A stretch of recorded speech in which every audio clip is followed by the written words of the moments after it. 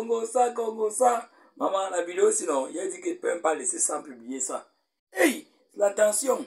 Et puis vous canez que... Oh, machin, vous canez, vous êtes nombreuses que nous, les filles, vous êtes nombreuses que nous. Nous sommes très peu. Quand une femme a un homme, un seul homme, un mari, elle doit être contente, Et voilà les petites filles, elles ne veulent pas se marier, elles ne savent même pas encore. Donc, s'il vous plaît, voyez la vidéo aussi là. Regardez vous-même. Oui, regardez vous-même, vous allez confirmer, vous allez comprendre ce que je suis en train de crier. Pourquoi ils sont en joie. La joie de ça. Confirmez vous-même les chiffres. Selon les chiffres du Programme des Nations Unies pour le développement publié il y a 2 ans, 7,8 milliards de personnes peuplaient la Terre. Parmi elles, 5,6 milliards de femmes et 2,2 milliards d'hommes seulement seraient-on tenté de dire.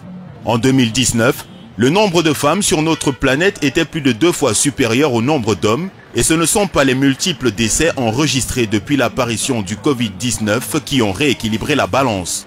On a l'habitude de dire que les chiffres ne mentent pas et leur vérité concernant la pénurie d'hommes sur notre planète est implacable.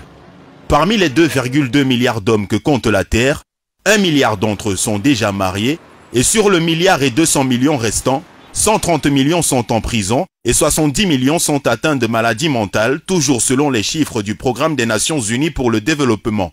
Il ne reste donc qu'à peu près 1 milliard d'hommes disponibles pour le mariage. Parmi eux, 50% sont sans emploi, 35% ont plus de 66 ans, 10% sont vos parents, mesdames, 3% sont des prêtres catholiques et 5% sont des homosexuels.